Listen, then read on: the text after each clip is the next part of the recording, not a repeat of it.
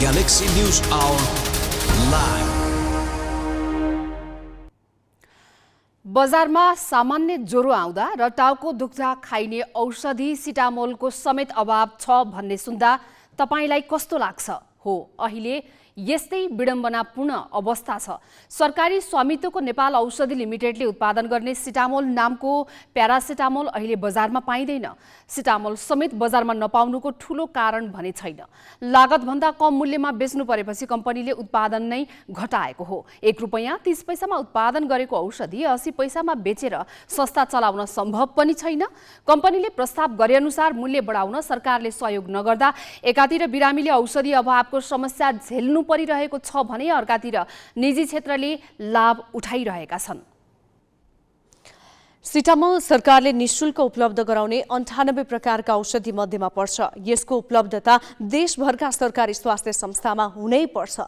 बजारमा प्रति ट्याब्लेट 1 रुपैयाँ पर्ने सिटामोललाई 100% मूल्य बढाएर 2 रुपैयाँ बनाए पनि बिरामीलाई ठूलो आर्थिक भार पर्दैन भने सरकारी कम्पनी पनि सहजै आत्मनिर्भर हुन सक्छ। तर उद्योग मन्त्रालयको कुवृत्तिको शिकार स्वयं सरकारी कम्पनी र बिरामी बनिरहेका छन्। सरकारी स्वास्थ्य संस्थामा निजी क्षेत्रले उत्पादन गरेको औषधिको व्यापारका लागि नेपाल औषधि लिमिटेडलाई टाट पल्टाउने र बिरामीलाई शुद्ध प्यारासिटामोलबाट वञ्चित गराउने प्रपञ्च त भइरहेको छैन। सरकारले गम्भीर भएर सोच्न जरुरी छ।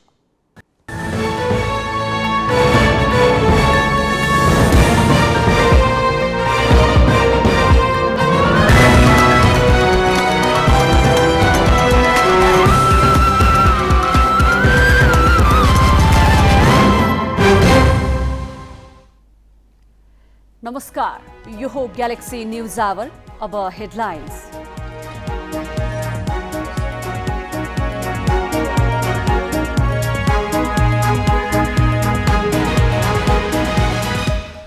स्वार्थ बाँझिने गरी लामिछानेलाई गृह मन्त्रालय नदिने माओवादीको निष्कर्ष।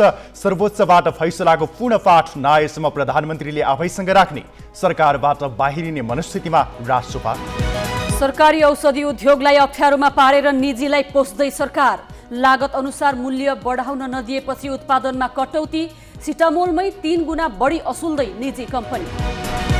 भ्रष्टाचार सूचकाङ्कमा नेपाल 7 स्थान सुधार गर्दै 110औं स्थानमा। डेनमार्कमा सबैभन्दा कम र सोमालियामा सबैभन्दा धेरै भ्रष्टाचार। 1 अर्ब खर्चिएर तयार एमडीएमएस प्रणाली अलपत्र। करका प्रावधान नसच्याई पुनः कार्यान्वयनमा ल्याउन कठिन रहेको प्राधिकरणको भनाई। साइबर जोखिम पनि कायमै। र अध्यक्ष सन्द सहित 5 पदाधिकारीको राजीनामा माग्दै क्यानका 7 केन्द्रीय सदस्यद्वारा बोर्ड बैठक बहिष्कार। 73 स्पोर्ट्सले एकतर्फी रूपमा रद्द गर्यो सम्झौता।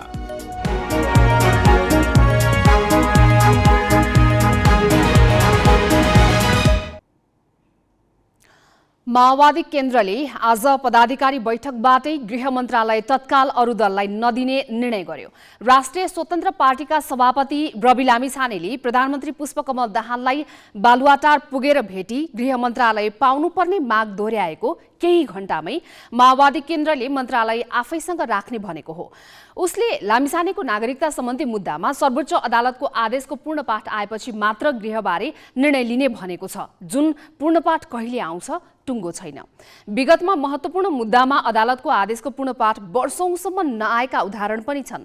स्वतन्त्र पार्टीले पूर्णपाठ कुर्ने बहानामा गृह मन्त्रालय आफूलाई नदिन खोजेको रूपमा लिई सरकारबाट बाहिरिने मनस्थिति बनाएको छ।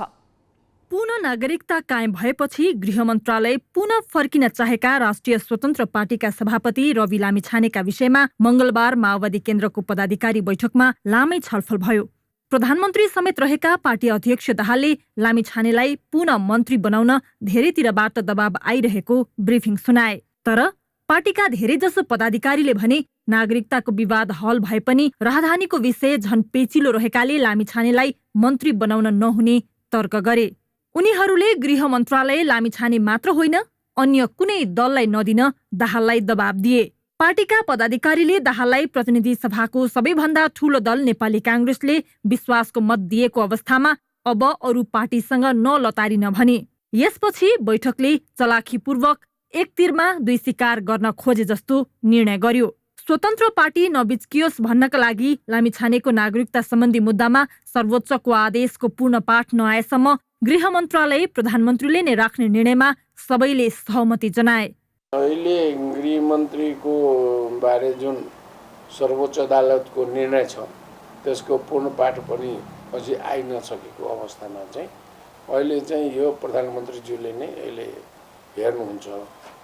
अहिले चाहिँ भनौँ न जुन किसिमको अब रवि लामिछानेजीको माथि भनौँ न सर्वोच्चको निर्णयको पूर्ण पाठ नआइसकेको हो।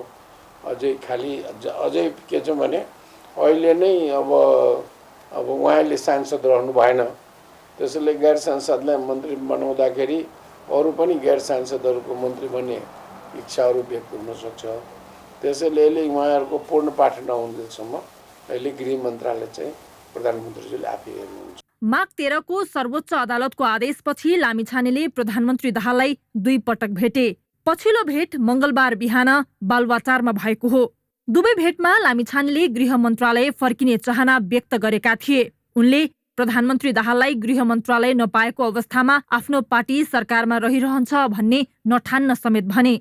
सर्वोच्चको आदेशमा शुक्रबार सबै पद गुमाएका लामिछानेले 48 घण्टा नबित्दै नेपाली नागरिकता पुनः कायम भएपछि सत्तारूढ दलको उच्च स्तरीय संयन्त्रका संयोजक समेत रहेका नेकपा एमालेका अध्यक्ष केपी शर्मा ओलीलाई समेत 2 पटक भेटिसकेका छन्। माओवादी केन्द्रले सर्वोच्चको आदेशको पूर्ण पाठ कुर्ने निर्णय गरेपछि लामिछाने मंगलबार अपराह्न पनि ओली निवास पुगे। उनले ओलीसँग आफूलाई गृहमन्त्री बनाउनका लागि सहयोग गर्न आग्रह गरेका छन्। तर बालुवाटार र बालकोटको दौडले लामिछानेको चाहना पूरा हुने देखिँदैन। एकातिर उनको राजधानी छानबिनको विषय रहेकाले त्यो नभएसम्म स्वार्थबाजी नै भएकाले उनलाई गृह मन्त्रालय दिनु उचित देखिँदैन। प्रधानमन्त्री दाहालले पनि राजधानी विवादका कारण स्वार्थ बाजिन सक्ने भन्दै स्वतन्त्र पार्टीलाई गृह मन्त्रालय दिने पक्षमा छैनन्। यता राष्ट्रिय स्वतन्त्र पार्टीले पनि माओवादी केन्द्रको अनिच्छा नबुझेको होइन। उसले गृह मन्त्रालय नपाएको अवस्थामा सरकारबाट बाहिरिने मनस्थिति बनाएको छ। यो सरकार गठन हुने बेला नै पुस 11 गतेको सहमति अनुसार उपप्रधान तथा गृह राष्ट्रिय स्वतन्त्र पार्टी रासोपालाई दिने सहमति भएको हो। गृह मन्त्रालय आज पनि हाम्रै हो र हाम्रो दाबी रहन्छ। प्रधानमन्त्री दाहालले स्वतन्त्र पार्टीलाई गृहको सट्टा भौतिक पूर्वाधार मन्त्रालय दिन चाहेका छन्। उनले लामिछाने सामु पनि यो प्रस्ताव गरिसकेका छन्। तर गृह मन्त्रालयकै कारण सत्ता गठबन्धनले निरन्तरता पाउनेमा दाहाल ढुक्क छैनन्। उनले मंगलबार पार्टी कार्यालयबाट बाहिरिने क्रममा गठबन्धन टुट्न नदिन प्रयास गर्ने भन्नुले त्यही संकेत गर्छ। हामी सल्लाह गर्दैछौँ, सकेसम्म इङ्गेज भइराख्ने, हाम्रो यो नटुटोस् भन्नेतिर मेरो कोसिस। प्रधानमन्त्री दाहालले पुस 11 मा लामिछानेलाई गृहमन्त्री बनाउँदा नै नागरिकता र राजधानीको विवाद थियो। त्यतिखेर दाहालले आफ्नो स्वार्थका लागि ती विवादमा आँखा चिम्लिए। अहिले सबैभन्दा ठूलो दल कांग्रेसको साथ पाएपछि उनले स्वतन्त्र पार्टी सरकारबाट बाहिरिए पनि केही फरक पर्दैन भन्ने सन्देश दिन खोजेका छन्। क्यामेरामा अजय हाकाजुका साथमा अङ्गराज नेउपाने र सृजना घिमिरे, ग्यालेक्सी 4K, काठमाडौँ। राष्ट्रिय स्वतन्त्र पार्टीले स्वार्थबाजी नै गृह मन्त्रालयमा दाबी गर्नुलाई कसरी लिने भनेर संवाददाता अङ्गराज नेउपानेले पूर्व गृह सचिव गोविन्द कुसुमलाई सोधेका छन्। अब यसलाई कसरी हेरौँ भन्दाखेरि पहिले त सरकार गठन हुँदाखेरिको हकमा राष्ट्रिय स्वतन्त्र पार्टी र अरू दलहरूको बिचमा के समझदारी भएको थियो त्यो बाहिर छैन। तर जसरी बाहिर सुन्नमा आएको छ कि गृह मन्त्रालय राष्ट्रिय स्वतन्त्र पार्टीले लिने भन्ने कुराहरू समझदारी भएको हो भन्ने कुराहरू आएको छ। यदि त्यो साँच्चै हो भने त्यो उसमा उहाँहरूको हिसाबले राष्ट्रिय स्वतन्त्र पार्टीले पाउनुपर्छ भन्ने जुन दाबी हो त्यसलाई नाजायज भन्न मिल्दैन, जायज हो। रह्यो स्वार्थबाजी नै मन्त्रालयमा रवि लामिछानेजीको पुनरागमनको कुरा जुन छ त्यो चाहिँ मलाई लाग्छ अहिलेको अवस्थामा सम्बन्धित पार्टीले या स्वतन्त्र पार्टीले लिनु नाजायज होइन, जायज हो होइन। उसले आफ्नो मेरो यसमा दाबी रहन्छ भन्नु ठिक पनि हो। तर अहिलेको जुन अवस्था छ त्यो अवस्थामा तात्तातै रवि लामिछानेजीले तिनै मन्त्रालय यदि माग्नुहुन्छ भनेपछि त्यो स्वार्थबाजी नै मन्त्रालय भन्ने कुराहरूको जुन प्रश्न छ त्यो प्रश्न जायज हुन्छ। नागरिकता विवादमा अदालतको आदेशपछि पुनः नागरिकता लिएर राष्ट्रिय स्वतन्त्र पार्टीको सभापतिमा पुनर्बहाली भएका रवि लामिछाने सरकारमा पनि पुनर्बहाली हुन प्रयासरत छन्। तर सरकारको नेतृत्व गरिरहेको माओवादी केन्द्र रासोपालाई तत्काल गृह मन्त्रालय दिने पक्षमा छैन, जसका कारण सत्ता गठबन्धन दलबीच नै दूरी बढाइदिएको छ, जसको धक्का सरकारसम्मै लाग्ने देखिन्छ। अब केही न्यूज संक्षेपमा। नेपालमा सुशासनको अवस्थामा केही सुधार आएको ट्रान्सपरेन्सी इन्टरनेसनलको प्रतिवेदनले देखाएको छ। ट्रान्सपरेन्सीले आज विश्वव्यापी रूपमा सार्वजनिक गरेको प्रतिवेदन अनुसार सुशासनका आधारमा नेपाल 110औं स्थानमा छ। नेपाल 34 अङ्कसहित 110औं स्थानमा कायम भएको हो। भ्रष्टाचार अवधारणा सूचकाङ्कमा नेपाल गत वर्ष 33 अङ्कसहित 117औं स्थानमा थियो। 50 भन्दा कम अङ्क पाउने देशलाई ट्रान्सपरेन्सी इन्टरनेसनलले भ्रष्टाचार व्याप्त मुलुकको सूचीमा राखेको छ। सार्वजनिक क्षेत्रमा भ्रष्टाचार र अधिकारको दुरुपयोग कायम रहनु, व्यापार व्यवसायमा घुसखोरी रहनु, कारबाहीमा कमी हुनु, सूचनामा नागरिकको पहुँचमा कमी हुनु, राजनैतिक भ्रष्टाचार नियन्त्रण नहुनु लगायतका कारण सुशासनको अवस्थामा धेरै सुधार हुन नसकेको ट्रान्सपरेन्सीले आफ्नो प्रतिवेदनमा उल्लेख गरेको छ। उसले सुशासन कायमका लागि सरकारी खर्चको पारदर्शिता बढाउन सुझाव दिएको छ। दक्षिण एसियामा सबैभन्दा कम भ्रष्टाचार हुने देशमा यसपालि पनि भुटान परेको छ। भुटान 68 अङ्कसहित 25औं स्थानमा छ। सोमालिया 12 अङ्कसहित सबैभन्दा धेरै भ्रष्टाचार हुने देशको सूचीमा छ। सुशासनका आधारमा डेनमार्क 90 अङ्कसहित पहिलो नम्बरमा छ। विश्वका 2/3 मुलुकमा भ्रष्टाचार गम्भीर समस्याका रूपमा रहेको ट्रान्सपरेन्सी इन्टरनेसनलले आफ्नो प्रतिवेदनमा उल्लेख गरेको छ। आर्थिक सङ्कट समाधानका लागि तत्काल कदम चाल्न एकीकृत समाजवादीले प्रधानमन्त्री पुष्पकमल दाहालको ध्यानाकर्षण गराएको छ। एकीकृत समाजवादीले आर्थिक सङ्कटका कारण मजदुर, किसान, साना व्यवसायी र आम सर्वसाधारण समस्यामा परेको भन्दै आज ज्ञापन पत्र मार्फत प्रधानमन्त्रीको ध्यानाकर्षण गराएको हो। देशको अर्थतन्त्र गम्भीर सङ्कटतर्फ उन्मुख भइरहेकाले सरकारलाई जनजीविकाप्रति संवेदनशील हुन आग्रह गरिएको छ। एकीकृत समाजवादीले महँगी नियन्त्रण गर्न तथा भाका नागेका ऋणको किस्ता र ब्याज तिर्ने अवधि 2080 असार मसान्तसम्म बढाउन माग पनि गरेको छ। ज्ञापन पत्र बुझाउन अध्यक्ष माधव कुमार नेपाल लगायत नेता प्रधानमन्त्री निवास पुगेका थिए। प्रधानमन्त्री पुष्पकमल दाहालले शासनको नेतृत्व सिंहदरबारबाटै गर्ने बताएका छन्। प्रधानमन्त्री दाहालले आज प्रधानमन्त्री कार्यालय मातहतका निकायका प्रमुखहरूको बैठक राखेर सिंहदरबारलाई कार्य सञ्चालनको मुख्य थलोको रूपमा लिएको बताए। प्रधानमन्त्रीले सिंहदरबारबाट काम गर्नु राज्यका सबै अङ्गलाई जवाबदेही र उत्तरदायी बनाउनु भएको उनको भनाइ छ। उनले विशेष परिस्थितिमा बाहेक सिंहदरबारबाटै काम गर्ने बताए। अघिल्ला प्रधानमन्त्री शेरबहादुर देउवा र केपी शर्मा ओलीले सरकारी निवास बालुवाटारबाटै शासन चलाएका थिए। नागरिक सिटामोल पनि सहज रूपमा नपाएर तडपिरहेका छन्। तर सरकारी स्वामित्वको औषधि लिमिटेड भने सरकारकै असहयोगका कारण क्षमता अनुसार उत्पादन गर्न सकिरहेको छैन। यो सम्बन्धी थप प्रसङ्ग सोनी कार्यालयबाट। 50 वर्षअघि स्थापना भएको सरकारी स्वामित्वको नेपाल औषधि लिमिटेडले कुनै बेला 125 प्रकारका औषधि उत्पादन गर्थ्यो। तर राजनैतिक हस्तक्षेपका कारण घाटा सहन नसकेपछि कम्पनी 8 वर्ष बन्द भयो। कम्पनी अहिले सञ्चालनमा छ, तर उसले पुनः सञ्चालनमा आएको 8 वर्ष भइसक्दा पनि 4 प्रकारका भन्दा बढी औषधि उत्पादन गर्न सकेको छैन। उसले सरकारी असहयोगका कारण उत्पादन बढाउन नसकेको हो। त्यति मात्र होइन, लागत अनुसार मूल्य बढाउन नपाएपछि कम्पनीले उत्पादन घटाएको छ, जसका कारण बिरामीले खोजेको बेला बजारमा सिटामोल पाउन सकिरहेका छैनन्। यसको फाइदा निजी क्षेत्रले लिइरहेको छ। एक ट्याब्लेट सिटामोल उत्पादन गर्न 1 रुपैयाँ 30 पैसा खर्च हुन्छ, तर ग्राहकले बजारमा 1 रुपैयाँमै सिटामोल पाउँछन्। ग्राहकले तिर्ने रकम सबै नेपाल औषधि लिमिटेडले पाउँदैन। उसले प्रति ट्याब्लेट 80 पैसा मात्र पाउँछ। अर्थात् एक ट्याब्लेटमा कम्पनीले 50 पैसा घाटा बेहोरिरहेको छ। घाटाका कारण उसले मूल्य बढाउन खोज्यो, तर उद्योग मन्त्रालयले मानेन। उसले मूल्य बढाउन नदिएपछि सरकारसँग 14.5 करोड रुपैयाँ माग्यो। तर उद्योग मन्त्रालयले स्वीकृत गरेको फाइल अर्थ मन्त्रालयमा 2 वर्षदेखि रोकिएको छ। केही कच्चा पदार्थ आइसकेका छन्, प्याकिङ पदार्थ किन्ने पैसा नभएर हामी चाहिँ उत्पादन गरिरहेको छैनौँ। अहिले यो जुन हामीले 13वटा प्रोडक्टका कुराहरू गरिरहेको थियौँ, त्यसमा केही कच्चा पदार्थ र मेटेरियल पनि आइसक्यो। कच्चा पदार्थ जुन हुन्छ मेन एपिआई भन्छ, त्यसलाई एक्टिभ इन्ग्रेडियन्ट्स भन्छ, त्यो एक्टिभ इन्ग्रेडियन्ट्स आइसक्यो। तर प्याकिङ पदार्थहरू खरिद गर्ने चाहिँ पर्याप्त पैसा नभएको कारणले गर्दाखेरि हामीले त्यो गर्न नसकेको अवस्था पनि छ। त्यत्तिकै उहाँले पैसा दिन्छौँ हामी, हजुर ढुक्क भएर बस्नुहोस् भन्नुहुन्छ, तर पैसा चाहिँ नआइसकेको अवस्था छ।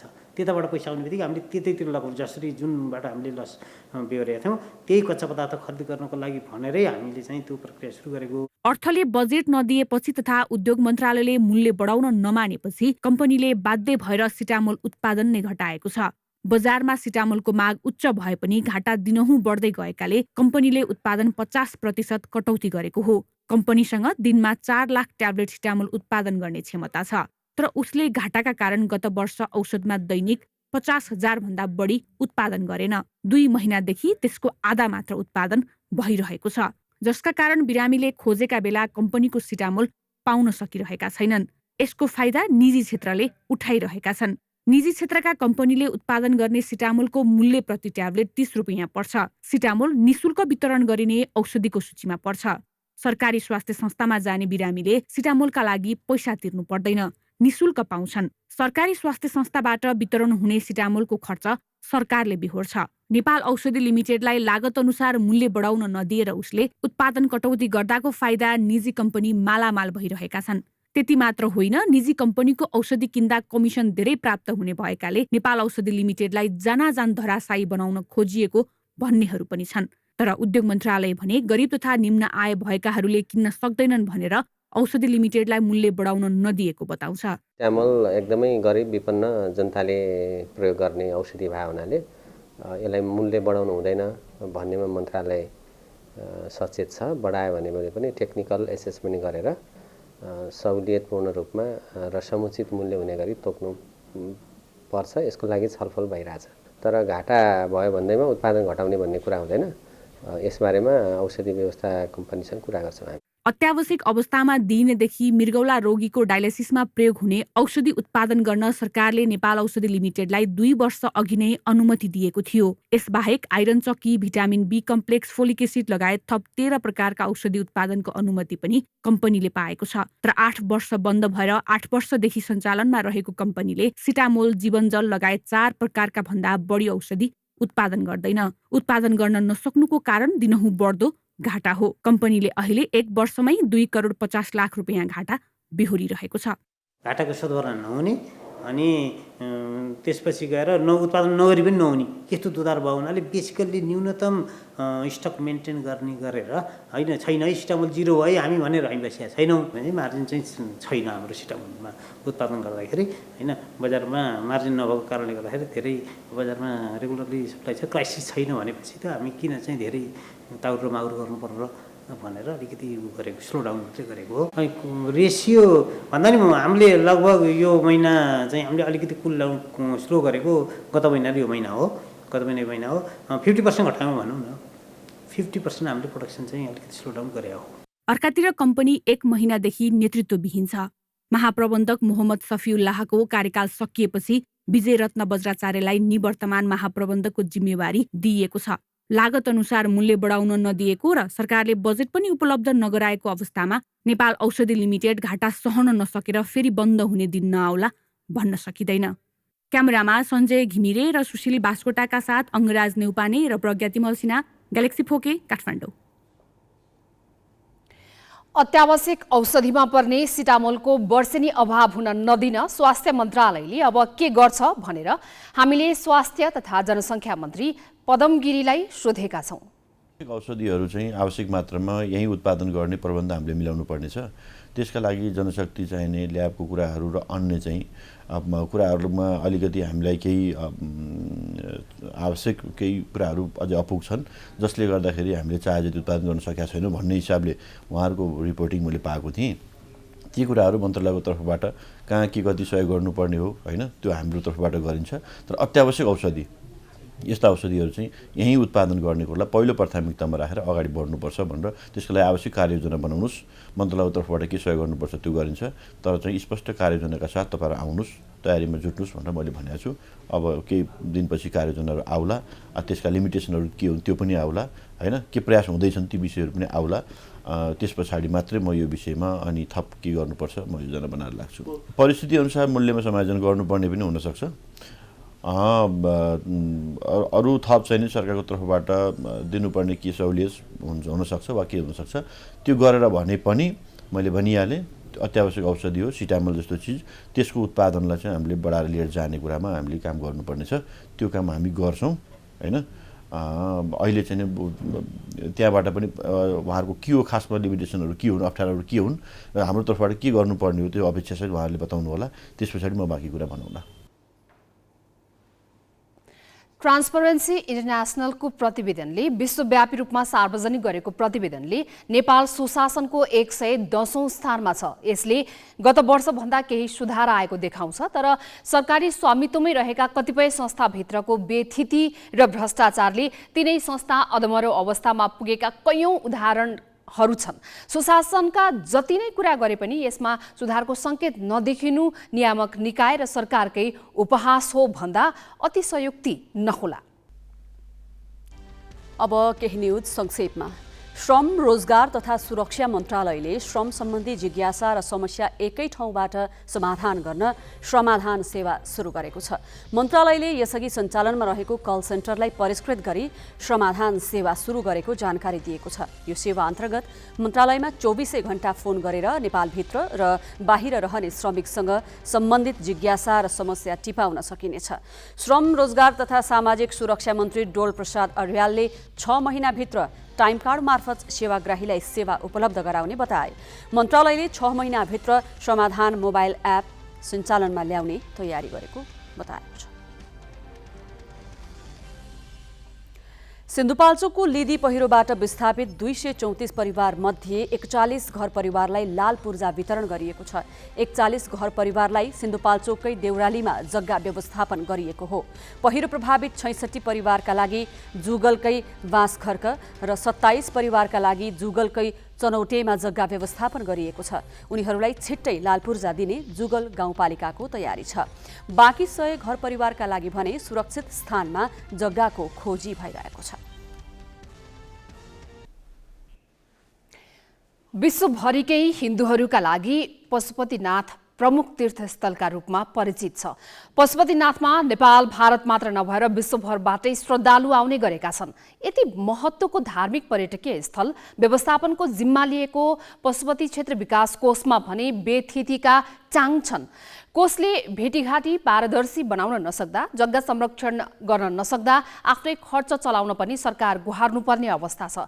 संस्कृति पर्यटन तथा नागरिक उड्डयन मन्त्री सुदन किरातीले कोषका बेथिति सुधार नगरे कारबाही गर्ने चेतावनी दिएका छन्। पद सम्हाले लगत्तै संस्कृति पर्यटन तथा नागरिक उड्डयन मन्त्री सुदन किराती विभिन्न क्षेत्रमा रहेका बेथिति सुधारका लागि निर्देशन दिइरहेका छन्। मन्त्री किराती त्रिभुवन विमानस्थल, नागरिक उड्डयन प्राधिकरण अनि नेपाल वायु सेवा निगमसम्म पुगेर त्यहाँका बेथिति अन्त्य गर्न कडा निर्देशन जारी गर्न पुगिसकेका छन्। मंगलबार पशुपति क्षेत्र विकास कोष पुगेर त्यहाँका बेथिति केलाउँदै कमजोरी नसुधारे कर्मचारीलाई डण्डा चलाउने उनले चेतावनी दिए। शिव भनेको दण्ड र दयाको प्रतीक हो। अबको दया काममा हुन्छ, बेमानमाथि चाहिँ दण्ड हुन्छ। त्यहाँ इफ बट त्योभन्दा अगाडि केही पनि रहँदैन। 15 दिनमा तपाईँहरू के गर्नुहुन्छ, 1 महिनामा तपाईँहरू के गर्नुहुन्छ, 6 महिनामा के गर्ने, 1 वर्षमा के गर्ने, तत्कालीन, अल्पकालीन र दीर्घकालीन क्यालेन्डर चाहिन्छ। क्यालेन्डरको आधारमा अब अनुगमन 1 महिनाभित्रमा सफा पशुपति, पवित्र पशुपति भन्ने नाराका साथ यो पशुपति सफा हुनुपर्छ। निर्देशन दिँदा मन्त्री किराती एका थिएनन्। उनीसँगै पदभार सम्हालेकी राज्य मन्त्री सुशीला सिपारी थिइन्। उनी पनि कोषको बेथितिप्रति जङ्गिन्। कसको जिम्मा हो यहाँ? तिनलाई राखेर स्कुलिङ नै गर्नु छैन। यो अब हुनुहुन्न। एक अर्को कुरो रेट दर्ता त्यहाँ एउटा भारेल थियो। यसको मेसेज राम्रो जान्न हेर्नुहोस्, मेसेज राम्रो जान्न। किन तपाईँ हामीले दिने भनेको त यहाँबाट संस्कार पनि हो, संस्कृति हो, धार्मिक स्थलबाट दिने सन्देश भनेको त पोजिटिभली भाइब्रेसन होला नि। पशुपतिनाथ नेपाल मात्रै नभएर भारत लगायत विश्वभरका हिन्दूहरूका आराध्य देव हुन्। तर त्यही पशुपतिनाथ मन्दिरमा कहिले भेटीघाटी अपचरण, कहिले जलहरी लगाउँदा अनियमितता त कहिले भौतिक संरचना निर्माणमा समेत घोटालाका खबर बाहिरिने गरेका छन्। बालुवाखानी घोटाला, धर्मशाला निर्माण तथा सञ्चालनदेखि कैयौं विवाद अदालतसम्म पुगेका छन्। तर कोषका कर्मचारीहरू आफ्नै समस्या सुनाउँछन्। रकमी कर्मचारीहरूलाई चाहिँ पूजा व्यवस्थापन तथा मन्दिर व्यवस्थापन नियमावली अन्तर्गत राखेर सञ्चालन गरेका छौँ, जुन यो प्रशासनिक कर्मचारीहरूको क्रममा जोडिँदैन। पशुपतिमा वर्षेनी आउने ठूलो संख्याका श्रद्धालुले चढाउने भेटीघाटीलाई कोष मार्फत ल्याइए पनि यसको हिसाब किताब पारदर्शी छैन। यतिसम्म कि यहाँको आम्दानी ठूलो भए पनि पशुपतिकै खर्च समेत धान्न नपुग्ने भएको छ। छिमेकी भारतमा ठूला धार्मिक तीर्थस्थलहरूले आफ्नो मात्र नभएर अन्य क्षेत्रको विकासका लागि समेत वर्षेनी ठूलो मात्रामा धनराशि खर्च गरेका छन्। तर नेपालको पशुपति क्षेत्र विकास कोष आफ्नै विकासका लागि चाहिने रकमका लागि समेत सरकारको भर पर्नुपर्ने अवस्थामा छ। पशुपति क्षेत्र विकास कोषमा तमाम व्यतिथि छन्, जसको अन्त्यका लागि मन्त्री किराँतीले निर्देशन दिएका छन्।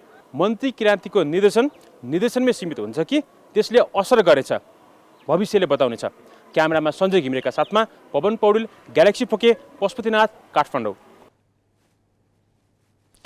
सामुदायिक विद्यालयहरू शैक्षिक कम व्यावसायिक बढी बनेको गुनासो यत्रतत्र सुनिने गरेको छ। व्यावसायिक हुँदा मोटो रकम आर्जन हुने भएकाले विद्यालयहरूले आफूसँग भएको जमिन, खेल मैदान र विद्यार्थीका लागि आवश्यक पूर्वाधार निर्माणमा भन्दा भाडामा लगाउन थालेका हुन्। शिक्षा ऐनले विद्यालय क्षेत्रलाई शान्त र भयरहित बनाउन भनेको छ, तर काठमाडौँ उपत्यकाका अधिकांश विद्यालयले आफू मातहतको जमिनमा संरक्षण निर्माण गरेर व्यावसायिक प्रयोजनको लागि भाडामा दिएको पाइएको छ। शिक्षा नियमावली र सर्वोच्च अदालतले सामुदायिक विद्यालयको स्वामित्वमा रहेको जमिन भाडामा नलगाउन भनेको छ। यसले नै विद्यालयको वातावरण शान्त र भयरहित हुनुपर्ने स्पष्ट पारेको छ। चितवन माध्यमिक विद्यालयले जमिन भाडामा लगाएको विषयमा परेको रिटमाथि 2073 फागुन 11 गते सर्वोच्च अदालतले फैसला सुनाउँदै सामुदायिक विद्यालयले आफ्नो स्वामित्वमा रहेको जमिन व्यावसायिक प्रयोजनमा दिन नपाउने आदेश दिएको थियो। नजिर यस्तो भए पनि काठमाडौँ उपत्यका लगायत सहरी क्षेत्रका अधिकांश विद्यालय शैक्षिक वातावरण कम व्यावसायिक क्रियाकलापमा बढी सक्रिय देखिन्छन्। उनीहरूले स्वामित्वको जमिनमा व्यावसायिक संरचना बनाएर लाखौं कमाइरहेका छन्। काठमाडौँको पशुपति माध्यमिक विद्यालयले आफ्नो जमिनमा 36 वटा सटर भाडामा दिएर मासिक 6,33,000 रुपियाँ कमाइरहेको छ। पद्मोदय माध्यमिक विद्यालयले पनि 16 वटा सटरबाट मासिक 4 देखि 5 लाख रुपियाँसम्म आम्दानी गर्छ। यस्तै सहित शुक्र माध्यमिक विद्यालयले 22 वटा सटरबाट मासिक 3,39,000 रुपियाँ आम्दानी गर्छ। दिल्ली बजार स्थित पद्मकन्या माध्यमिक विद्यालयले पनि 13 वटा सटर भाडामा दिएर वार्षिक 13 लाख भन्दा बढी आम्दानी गरिरहेको छ। विजय स्मारक विद्यालयले 7 वटा सटरबाट मासिक 1,50,000 भन्दा बढी कमाउँछ। यी त केही उदाहरण मात्र हुन्। उपत्यकाका अधिकांश सामुदायिक विद्यालयले आफ्नो जमिनमा विद्यार्थीका लागि अतिरिक्त क्रियाकलाप होइन व्यावसायिक प्रयोजनका लागि भाडामा दिएका छन्। भाडा अहिले हजुरको चाहिँ अहिले स्कुलले ठुलो सटरलाई 25,000 लिइरहेको छ अनि हाम्रो अलि सानो भएर 15,000 जति तिरिरहेको छ। कानुन त शिक्षा विकास तथा समन्वय इकाइको स्वीकृति बिना विद्यालयको जग्गा बिक्री गर्न र भाडामा दिन पाइँदैन। तर विद्यालय प्रशासन र व्यवस्थापन समितिले आफू खुसी भाडामा लगाउँदै आएका छन्। विद्यालय माथतको जमिन भाडामा लगाउँदा आन्तरिक स्रोतका लागि ठिकै जस्तो लागे पनि विद्यार्थीको अतिरिक्त क्रियाकलापमा प्रयोग नगरेर भाडामा लगाउने प्रवृत्तिले शिक्षण बाहेकका सिकाइबाट विद्यार्थी वञ्चित भएको शिक्षाविद बताउँछन्। केटाकेटीले खेल्न पाउनुपर्ने उसको नैसर्गिक अधिकार हो। खेलेरै सिक्छ बच्चाहरूले धेरै कुराकानी, चाहे त्यो स्वास्थ्यको नियम सिक्ने हो कि सामाजिक नियम सिक्ने हो कि न्याय गर्ने किसिमको कुराकानी सिक्ने हो कि पढाइमै म गणित र भूगोल र विज्ञान र आदि इत्यादि कुरा सिक्छु है, यहाँबाट थाहा हुन्छ भनेर भन्ने किसिमको कुराकानी गर्ने हो कि त्यो सबै कुरा केटाकेटीले खेलमै सिक्ने हो। अब त्यो खेल भनेको खेल हो भनेर भन्ने बुद्धि चाहिँ नि खतरा बुद्धिको हो होइन। खेल भनेर भनेको पढाइ पनि हो भनेर भन्ने चिन्तन गर्ने हो भने केटाकेटीले सिक्ने त त्यही हो। त्यसले उसको निम्ति त्यो अवसर चाहिन्छ नै चाहिन्छ। विद्यालय सञ्चालनका लागि सरकारले दिँदै आएको बजेट अतिरिक्त शिक्षक लगायत खर्चका लागि पर्याप्त नहुँदा वैकल्पिक स्रोत खोजी गर्नुपर्ने बाध्यताले सटर भाडामा लगाइएको अधिकांश विद्यालयको भनाइ छ। सरकारले न्यायालयले ती कुराहरू भन्नुभन्दा अगाडि विद्यालयका आवश्यकताहरू पूर्ति गरिदिएदेखि हामीलाई यी सटर किन चाहिएको छ होइन, अब आवश्यकै छैन होइन। हामीलाई पनि के त, मैले पनि यो गर्दाखेरि झट्ट हेर्दा यत्रो बिल्डिङ बनायो, यत्रो बिल्डिङ बनाउँदै गर्दाखेरि मैले त्यहाँ कलर गरिदिनुहोस् न त, यति यति गरिदिँदाखेरि त राम्रै हुन्छ भनेर मैले सिएलपिआईमा गएँ, डिएलपिआईमा गएर चाहिँ अनुरोध गर्दाखेरि बिल्डिङ भत्कान पर्खाल बना भर्ना पर्खाल हामी लगाइदिन्छौँ भनेर। यसको आम्दानीप्रति चाहिँ सरकारको होइन सरकारी निकायको चाहिँ किन आँखा जान्छ? किनकि विद्यालयलाई चाहिने यथेष्ट किसिमको जनशक्ति दिइदिएको भए त त्यो अवस्था त आउँदैन थियो। नेपाल सरकारले अकाउन्टै भएर अहिले जम्मा चाहिँ 8,000 रुपियाँ एउटा कर्मचारी सहयोगी भएर 6,000 रुपियाँ जस्ता तलब मान तोकेर कर्मचारी हामीले दिएछौँ त भनिदिएको छ। 6,000 8,000 10,000 15,000मा अब नेपालमा काम गर्ने मान्छे पाइँदैन सर। त्यसो हुँदाखेरि ती शिक्षक ती कर्मचारी लाइब्रेरीका कुराहरू सरसफाइका कुराहरू आदि इत्यादि सबै कुरा विद्यालय व्यवस्थापन गर्नुपर्छ। के चाहिँ हामी पनि चाहिँ कन्भिन्स छौँ भन्दाखेरि यहाँले भने जस्तो विद्यालय भनेको शिक्षा हो, शिक्षा भनेको विद्यार्थीको लागि हो, व्यापार गर्ने चाहिँ ठाउँ चाहिँ अवश्य पनि चाहिँ होइन। तर एउटा अल्टरनेटिभ स्रोत चाहिँ यो पनि हुनसक्छ है भनेर पहिलादेखि आइरहेकोले को कारणले गर्दाखेरि अहिले नै झ्याप्पै नै चाहिँ बन्दै गरिहाल्न चाहिँ अलि नसक्ने अवस्थामा छौँ। तर यसलाई चाहिँ घटाउँदै गएर चाहिँ कसरी चाहिँ यसको उचित म्यानेजमेन्ट चाहिँ गर्ने त्यो पक्षमा चाहिँ हामी छौँ। सर्वोच्चले विद्यालयको हाता खुल्ला फराकिलो र पर्याप्त खेल मैदान तथा बगैँचा हुँदा आदर्श शैक्षिक वातावरण निर्माणमा मद्दत पुग्ने ठहर गरेको थियो। विद्यालय प्रशासनले भने मनलाग्दी तरिकाले व्यावसायिक प्रयोजनमा भाडामा दिँदा शैक्षिक वातावरण नै खलबलिने गरेको छ। तर विद्यालयको नियमन गर्ने निकाय शिक्षा विकास तथा समन्वय इकाइ भने यो जिम्मेवारी स्थानीय तहको भएको भन्दै पन्छिएको छ। कतिवटा विद्यालयमा कस्तो खालको विद्यालयहरूले चाहिँ सटर भाडामा लगाएको छ, कस्तो खालको विद्यालयहरूले चाहिँ लगाएको छैन अथवा कति विद्यालय लगाएका छैनन् भन्ने डाटा स्थानीय सरकारसँगै हुने भएको हुनाले अहिले हामीसँग त्यसको ठ्याक्कै डाटा यतिखेर हामीसँग चाहिँ प्राप्त छैन। तर हामी यो कुरामा जानकार छौँ। उहाँहरूलाई हामीले हरेक पल्टको समन्वय मिटिङमा यस्ता कुराहरू उठाउने गरेका छौँ र हाम्रो हरेक महिना हरेक पालिकाका शिक्षा शाखा प्रमुख र अधिकृतहरूको मिटिङ हुन्छ। त्यो मिटिङमा हामीले यस्ता समसामयिक कुराहरूलाई चाहिँ उजागर गरेका छौँ र समन्वय गरेका छौँ। विद्यालयमा अतिरिक्त क्रियाकलापका लागि मैदान मात्र होइन, वरपरको वातावरण शान्त र मर्यादित हुनुपर्छ। तर भाडामा दिएको सटरमा सञ्चालित पसल, होटल वा अन्य व्यावसायिक प्रतिष्ठानले त्यो वातावरण खलबलाइरहेकोमा विद्यालय प्रशासनले वास्तै गरेको पाइँदैन। ग्यालेक्सी फोकेका लागि क्यामेरामा सबिन महर्जनका साथ गोविन्द कुँवरको रिपोर्ट।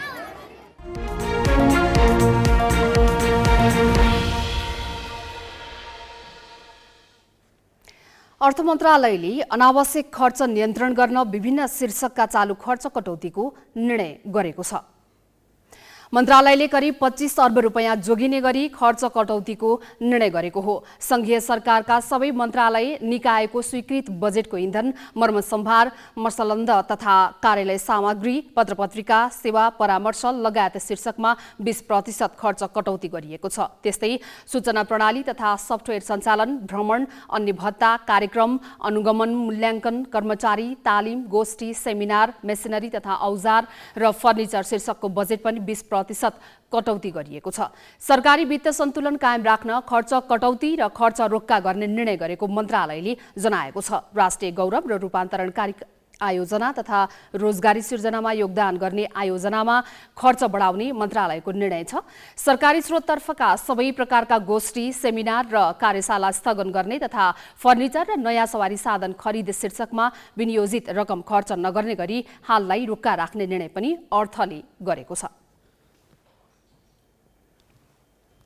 नेपाल राष्ट्र बैंकले अन्तर्ब्याङ्क एटीएम तथा विद्युतीय भुक्तानीको शुल्क घटाएको छ। एउटा बैंकको एटीएम कार्ड अर्को बैंकको एटीएम बुथमा प्रयोग गरेर पैसा झिक्दा अब एक पटकमा बढीमा 15 रुपैयाँ मात्र काटिनेछ।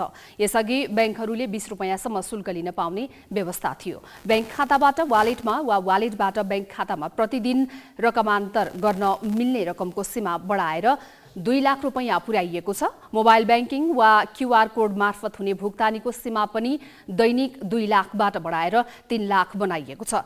राष्ट्र बैंकले राजस्व भुक्तानी सम्बन्धी कारोबारमा लाग्ने शुल्क पनि घटाइदिएको छ। यसअघि राजस्व तिर्न 20 रुपैयाँसम्म शुल्क लाग्ने गरेकामा अब 5 देखि 10 रुपैयाँ मात्रै लाग्नेछ। शेयर बजार परिसूचक लगातार चौथो दिन घटेको छ। नेप्से परिसूचक आज 15.7 अङ्कले घटेको हो। बिहिबार यता नेप्से लगातार घट्दो क्रममा छ। नेप्से 4 दिनमा 72 अङ्कले घटेको छ। आज लघुविद्युत बाहेकका बाँकी 12 समूहले नेप्से 2111.68 अङ्कमा ओह्रालेका हुन्। परिसूचकसँगै कारोबार रकम पनि घटेको छ। कारोबार रकम 2,82,45,00,000 रुपैयाँमा सीमित भएको छ। 259 कम्पनीको सेयर किनबेच हुँदा 148 कम्पनीका लगानीकर्ताले गुमाएका छन्। आदर्श लघुवित्त सहित 57 कम्पनीका लगानीकर्ताले भने कमाएका छन्।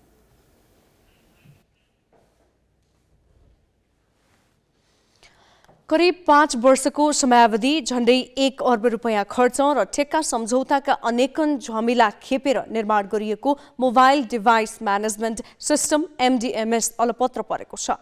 प्रधानमन्त्री भए लगत्तै पुष्पकमल दाहालले दिएको निर्देशनले यो प्रणाली कार्यान्वयन गर्न समस्या भएको हो। भन्सार सम्बन्धी कानुनले मूलत वैदेशिक रोजगारीमा गएका नेपालीले आफ्ना आफन्तलाई उपहार स्वरूप मोबाइल ल्याउन नपाइने भएपछि MDMS प्रणाली कार्यान्वयन हुन नसकेको हो। विदेशी मुद्राको अभाव खेपिरहेको गरिब राष्ट्रले 70 लाख अमेरिकी डलर विदेशी कम्पनीलाई तिरेर बनाएको प्रणाली अब के हुन्छ भन्ने अन्यल सिर्जना भएको छ। गएको भदौ 30 मा सरकारले MDMS प्रणाली लागू गरेपछि मोबाइल आयातकर्ता सङ्घले दीपावली मनाएको थियो। लामो समयदेखि यो देशमा गने चुनिएका 8-10 व्यापारी भन्दा बाहेक कसैले पनि विदेशबाट मोबाइल ल्याउन नपाउने भनेर उनीहरूले नीति निर्मातालाई दबाब दिँदै आएका थिए। भन्सार विभागले पहिले नै व्यापारीको यही स्वार्थपूर्ण मागलाई शिरोधर गरेर विदेशबाट नेपाल फर्कने नेपालीले बढीमा 2 वटा मात्रै फोन ल्याउन पाउने नीति बनायो। कति मूल्यसम्मका वा कुन स्तरका फोन ल्याउन पाउने, कस्ता व्यक्तिले ल्याउन पाउने भन्ने खुलाएन। आधिकारिक विक्रेताले पनि भन्सार छलेर बढी नाफा खान विदेशबाट फर्किनेहरूलाई माध्य बनाएर मोबाइलको तस्करी सुरु गरे। यो तरिका थाहा पाएपछि देशभर मोबाइल बिक्री गर्ने करिब 50,000 विक्रेता मध्ये अधिकांशले ठूला व्यापारीकै नक्कल गरेर सकेसम्म विदेशबाट फर्किनेहरूको हातमा मोबाइल राखेर तस्करी गर्न थाले। आफूभन्दा अरू व्यापारीले बढी मोबाइल ल्याउन थालेपछि ठूला आयातकर्ताले अब मोबाइल डिभाइस नै नियन्त्रण गर्ने प्रणाली खोजे, जसको परिणाम MDMS लागू भयो। MDMS जुन प्रविधि हो त्यो प्रविधिले चाहिँ मोबाइल फोनको IMEI नम्बर दर्ता भएको छ कि छैन भनेर चेक गर्ने मात्र यसको काम हो। तर अब विदेशबाट कतिवटा फोन ल्याउनु पाउने, कतिवटा फोन ल्याउनु नपाउने, ल्याएको फोनले कति कर तिर्नुपर्ने या तिर्नु नपर्ने, कर तिरेको प्रमाण कसले कसलाई दिने, त्यो प्रमाण चाहिँ MDMSमा अपलोड गर्नुपर्ने नपर्ने, यी कुराहरू चाहिँ नीतिगत कुराहरू हुन्। नियामक दूरसञ्चार प्राधिकरण पनि कर प्रशासकका प्रावधानहरू नसच्चाइ MDMS पुनः कार्यान्वयनमा ल्याउन कठिन भएको मान्छ। प्रधानमन्त्रीले वैदेशिक रोजगारीमा रहेका नेपालीको चासोलाई देखाएर मोबाइल दर्ता प्रक्रिया रोक्न लगाए। त्यसको सम्बोधन गर्नतर्फ सरकार तयार देखिएको छैन। कस्ता वा कति मूल्यसम्मका मोबाइल ल्याउन दिने र कस्तो भिसामा विदेश जानेलाई कतिवटा मोबाइल ल्याउन दिने भन्ने स्पष्ट नियम बनाउनेतर्फ ध्यान दिएको छैन। अहिले पनि सक्ने जतिले गर भन्ने ढङ्गबाट सरकार प्रस्तुत हुँदा MDMS अन्यलमा फसेको छ। करको कुरा, कर तिर्ने नतिर्ने भनेको चाहिँ हाम्रो क्षेत्राधिकार होइन। राज्यको पोलिसी अन्तर्गत आएको मोबाइललाई हामीले दर्ता गर्दिने हो। यसमा के छ भने भन्सार कार्यालय पनि हो हैन, किनभने व्यक्तिको कन्सर्नमा हेर्दाखेरि चाहिँ जुन दर्ता गराउनु पर्ने हो त्यो उहाँहरूले प्रज्ञापन पत्र दिने कुरा आउँछ। त्यो प्रज्ञापन पत्र दिनको लागि व्यक्तिलाई कसरी प्रज्ञापन पत्र दिने, जुन छुटबाट ल्याउन सक्ने मोबाइलहरू छन्, आफ्नो भन्सारका कर्मचारीलाई त्यो अनुसारको ट्रेन गर्नुपर्ने कुराहरू छ। त्यो पूर्व तयारीहरू भइसकेपछि चाहिँ सबैबाट भएपछि त्यो लागू हुन्छ। यसो भन्दैमा MDMS प्रणाली पनि आफैमा पूर्ण र सुरक्षित छैन। यसका साइबर जोखिमहरू अत्यन्तै भयानक हुन सक्ने विज्ञहरूले औल्याएका छन्। जस्तो MDMS सिस्टम आफैले सोचेको जस्तो काम गरेन। IMEI नम्बर ट्र्याक गर्ने भनेको छ, तर राम्रोसँग ट्र्याक गर्न सकेन हैन। MDMS सिस्टम आफैमा पनि निकै खर्चिलो सिस्टम हो। त्यो सिस्टम सुरुमा जडान गर्दाखेरि नै करोडौँ रुपियाँ खर्च भएको छ। त्यो सिस्टमलाई चाहिँ चुस्त स्फूर्त राख्न सधैँ त्यसमा मर्मत सम्हाल गरिराख्नुपर्छ। त्यो सिस्टम हेर्नको लागि चाहिने ह्युमन रिसोर्स भन्छौँ हामी, त्यसको पनि ठुलो कामहरू हुन्छ हैन। भनेपछि यो सिस्टम मानौमा साइबर सेक्युरिटीको एट्याक भयो भने के हुनसक्छ हैन भने यस्ता चाहिँ प्रश्नहरू उठ्छन् नै। अहिले प्रधानमन्त्रीबाट उठाइएको सामाजिक चासोलाई भन्सारसँग सम्बन्ध कानुनी व्यवस्थाहरू सच्चाइ मात्रै हल गर्न सकिन्छ। तर प्रधानमन्त्रीले ठिक उल्टो बाटो समातेर उक्त प्रणालीको कार्यान्वयन नै रोकिदिए। तथ्याङ्कले पनि मोबाइल आयातमा कैयौं गडबडी छ भन्ने देखाउँछ। भदौ 31 देखि पुस मसान्तसम्म व्यक्तिगत तवरमा जम्मा 21,000 मोबाइल दर्ता भए। तर 15.5 लाख थान मोबाइल प्रतीत पत्र खोलेर आयात भएको छ भने 30,75,000 जति मोबाइल शङ्कास्पद ढङ्गले आयात भएको देखिएको छ। यसले पनि अवैध आयातमा ठूला व्यापारीकै हात रहेको संकेत गर्छ। अहिले पनि धेरै मोबाइल आयातकर्ताहरूले नेपालीको लगानी कानुन विपरीत विदेशमा क्षमता कम्पनी खोलेर उच्च नाफामा सामान नेपाल भित्राइरहेका छन्। तस्करीमा पनि उनीहरूकै ठूलो हात छ भन्ने सबै व्यापारी र नीति निर्माता जानकार छन्। तर कि सबैलाई भरभर्ती खोलिदिने कि सबैलाई बन्द गरिदिने होलसेल नीतिले सोचे जस्तो परिणाम दिँदैन। सरकार यसका लागि स्पष्ट हुनुपर्छ र यसै अनुसारको विशिष्टकृत नीति बनाएर कार्यान्वयन गर्न तयार हुनुपर्छ। क्यामेरामा रिके सिंहका साथ अमृत केसी, ग्यालेक्सी फोगे, काठमाडौँ।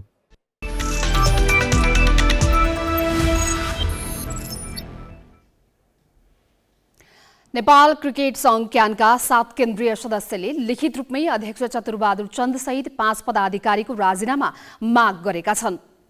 7 सदस्यले पोखरामा आज बोलाइएको क्यानको बोर्ड बैठकको सुरुमै राजीनामा माग गर्दै अध्यक्ष चन्दलाई पत्र बुझाएका हुन्। बैठकमा सदस्य ऋषिराम गौतमले आफ्नो धारणा राख्ने भन्दै राजीनामा माग पत्र पढेर सुनाएका थिए। त्यसपछि उनीहरू अध्यक्ष चन्दलाई पत्र बुझाएर बैठकबाट बाहिरिए। पदाधिकारीको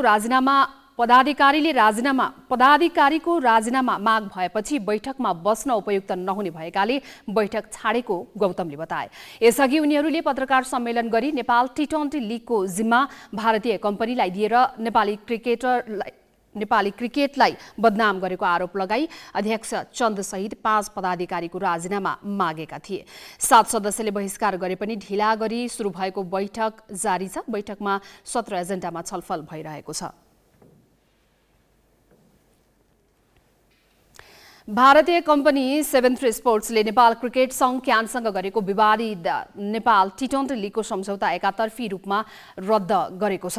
8 वर्षका लागि गरिएको सम्झौता राष्ट्रिय खेलकुद परिषदले सहमति नदिएपछि रद्द गरेको 73 स्पोर्ट्सका संस्थापक जतिन आलुवालियाले जानकारी दिए। 73 स्पोर्ट्सले खेलाडीको पारिश्रमिक र क्यानलाई सम्झौता अनुसारको रकम दिन नसक्ने पनि इमेलमा उल्लेख गरेको छ।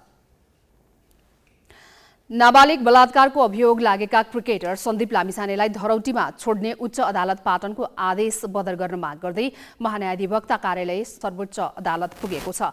सन्दीपलाई धरौटीमा छाड्ने उच्च अदालतको आदेश त्रुटिपूर्ण रहेको उल्लेख गर्दै महान्यायाधिवक्ता कार्यालय आज सर्वोच्च पुगेको हो। उनलाई थुनामै राखेर मुद्दाको पूर्वपक्ष गर्नुपर्ने माग गर्दै सर्वोच्चमा निवेदन दर्ता गराएको महान्यायाधिवक्ताको कार्यालयका प्रवक्ता सञ्जीव राव रेग्मीले जानकारी दिए।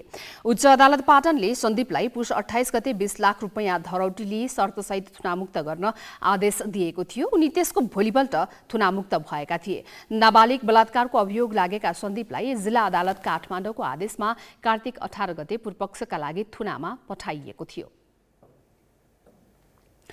बांग्लादेशको ढाकामा हुने 20 वर्ष मुनिको महिला साफ च्याम्पियनसिप खेल्ने नेपाली टोलीको आज विदाई गरिएको छ। अखिल नेपाल फुटबल संघ एन्फाले आज एक कार्यक्रमका 20 खेलाडीहरूको विदाई गरेको हो। माघ 20 देखि 26 गतेसम्म हुने च्याम्पियनसिपका लागि नेपाली टोली भोलि ढाका जानेछ। नेपाली टोलीको कप्तानी प्रीति राईले गर्नेछिन्। प्रतियोगितामा नेपाल, बांग्लादेश, भारत र भुटानले प्रतिस्पर्धा गर्नेछन्। नेपालले पहिलो खेल घरेलु टोलीसँग शुक्रबार खेल्नेछ।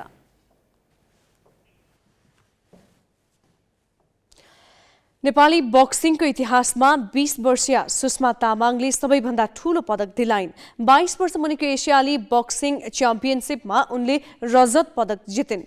एसियाली स्तरको बक्सिङ प्रतियोगितामा फाइनल पुग्ने सुषमा पहिलो नेपाली खेलाडी हुन्। उनमा सरकारले भने खासै लगानी गरेको छैन। सीमित स्रोत साधनकै बीच उनले ऐतिहासिक पदक जितेकी हुन्। थाइल्याण्डको बेङ्कक स्थित वामार्क इन्डोर रङ्गशालामा बुधबार सुषमा र उज्बेकिस्तानकी फाजिलोभा फाजोना बीच फाइनल खेल थियो। एसियाली स्तरको प्रतियोगिताको फाइनल खेल्ने सुषमा पहिलो नेपाली बक्सिङ खेलाडी हुन्। फाइनलमा 5-0 पराजित सुषमाले रजत पदक पाइन्। नेपाली बक्सिङमा यो ऐतिहासिक पदक हो। यो सफलतामा उनको ठूलो मेहनत छ। उनले 15 वर्षको उमेरदेखि बक्सिङ खेल्न थालिन्। प्रशिक्षण स्थल काठमाडौँको नक्साल स्थित यो खुल्ला स्थान हो। उनले सीमित स्रोत साधनमै खेल सिकेकी हुन्। पहिला अब भनौँ न त्यो बेलामा ग्लोभ्सहरू किन्ने पैसा हुँदैन थियो, ब्यान्डेज किन्ने पैसा हुँदैन थियो। त्यतिखेर नि मलाई गुरुहरूले ल त यो राख भनेर अब मेरो डेडिकेसन देखेर हार्डवर्क देखेर यत्तिकै दिनुहुन्थ्यो कि पैसाहरू लिनुहुन्न थियो। अनि ट्रेनिङ पनि अहिलेसम्म मलाई 1 रुपियाँ पनि लिनु भएन, ट्रेनिङ पनि गराइदिनुहुन्छ।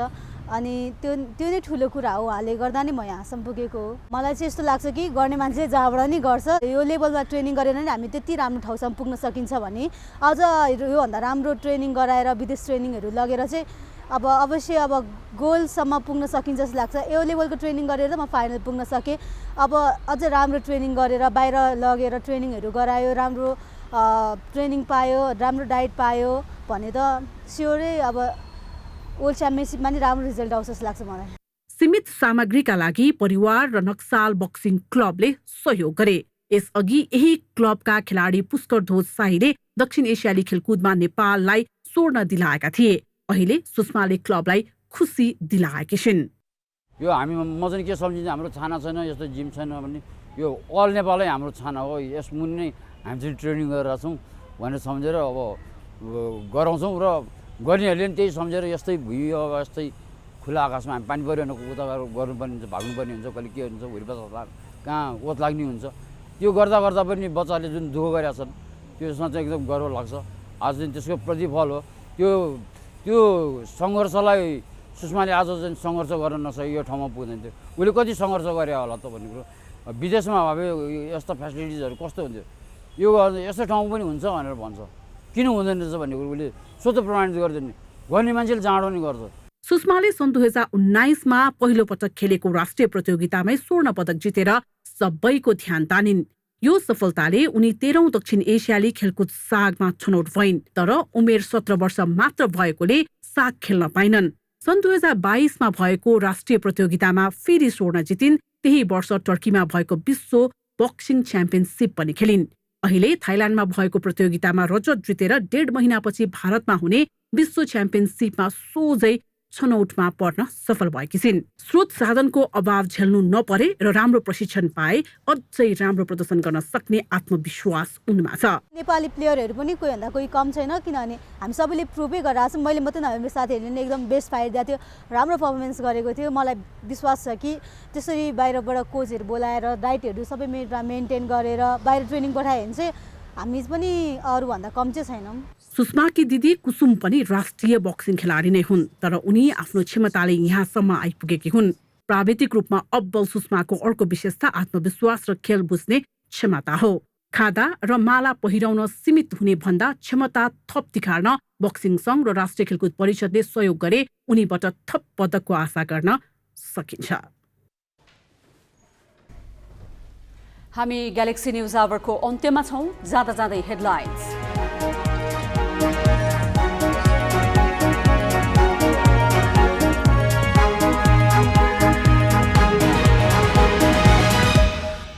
स्वार्थबाजी गरी लामिछानेलाई गृह मन्त्रालय नदिने माओवादीको निष्कर्ष, सर्वोच्चबाट फैसलाको पूर्ण पाठ नआएसम्म प्रधानमन्त्रीले आफैसँग राख्ने, सरकारबाट बाहिरिने मनस्थितिमा राष्ट्रपाल।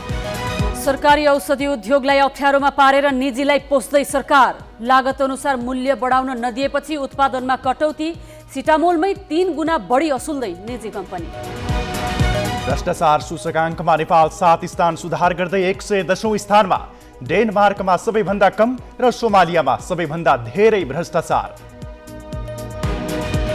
1 अर्ब खर्चिएर तयार एमडीएमएस प्रणाली अलपत्र, करका प्रावधान नसच्याई पुनः कार्यान्वयनमा ल्याउन कठिन रहेको प्राधिकरणको भनाई, साइबर जोखिम पनि कायमै। र अध्यक्ष चन्द सहित 5 पदाधिकारीको राजीनामा माग्दै क्यानका 7 केन्द्रीय सदस्यद्वारा बोर्ड बैठक बहिष्कार, 73 स्पोर्ट्सले एकतर्फी रूपमा रद्द गर्यो सम्झौता।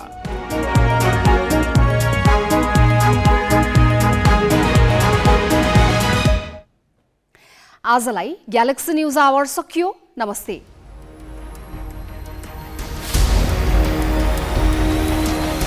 This is Galaxy News Hour Live.